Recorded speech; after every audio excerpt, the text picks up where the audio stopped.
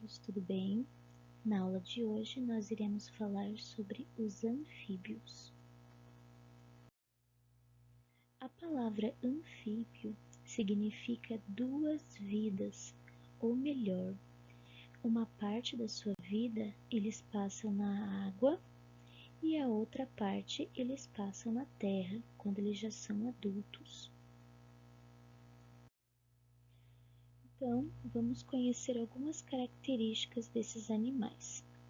Eles são ectotérmicos, ou seja, eles não produzem calor internamente e a sua temperatura não se mantém constante, ela varia de acordo com a temperatura do ambiente. Eles dependem da água para a reprodução, ou seja, eles vão precisar colocar os seus ovos na água. A fecundação da maior parte desses indivíduos é externa, né? Aqui nós temos a imagem de um amplexo, que é esse abraço, né, que o macho dá na fêmea, e enquanto ele abraça, ele aperta a região abaixo das patas dianteiras, e isso estimula a fêmea a liberar os óvulos dentro da água. E quando ela libera os óvulos, ele libera também os espermatozoides dentro da água.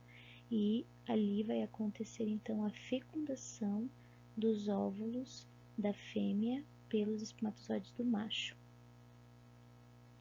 E ali vai formar também os ovos, né, ou as ovas, tá? Porque esses animais, eles são ovíparos. Esses animais também sofrem metamorfose. Então, quando eles eclodem dos ovinhos, eles são larvas, os girinos, né? Esses girinos, com o passar do tempo, eles vão modificando toda a estrutura do seu corpo, né? Quando eles nascem, eles não têm nenhum membro anterior nem posterior, só tem uma cauda. E com o passar do tempo, eles vão desenvolvendo os membros, né, posteriores primeiro, depois os anteriores. E no caso de alguns grupos aqui, quando eles chegam à fase adulta, eles perdem a cauda. Então, eles acabam sofrendo aí uma transformação completa, né, nas estruturas. Também porque enquanto são larvas, enquanto são girinos, eles têm um tipo de respiração branquial e com o passar do tempo, conforme eles vão se tornando adultos, eles vão passando da respiração branquial para a respiração pulmonar e cutânea também, ou seja, pela pele.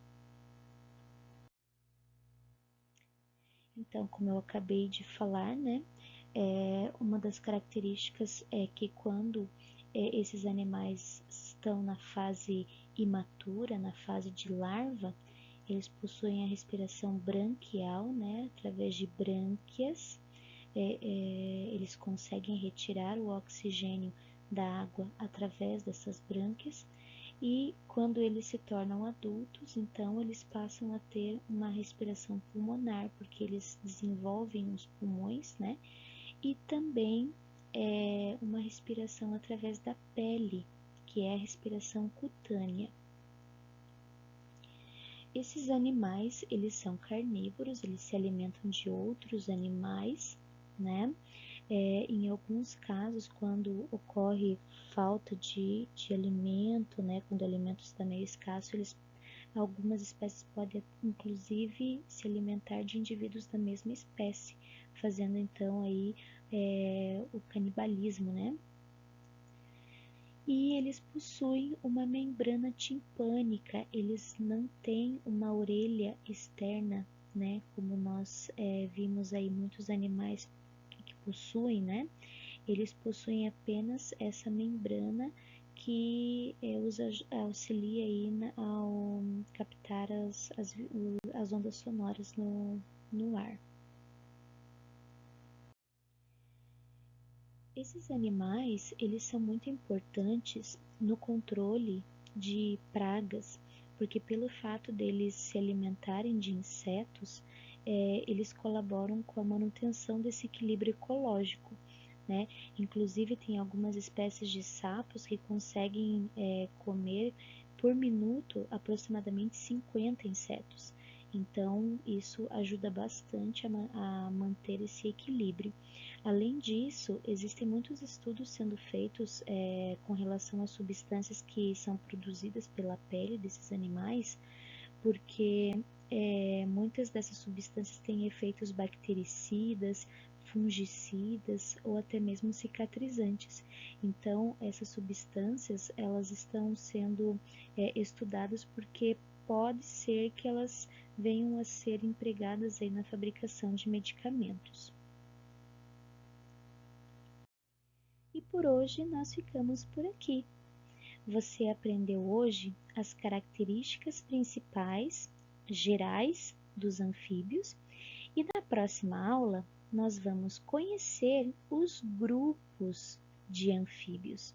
Você vai ver quais são os representantes desse grupo e as suas características. Então eu te espero na nossa próxima aula. Até lá!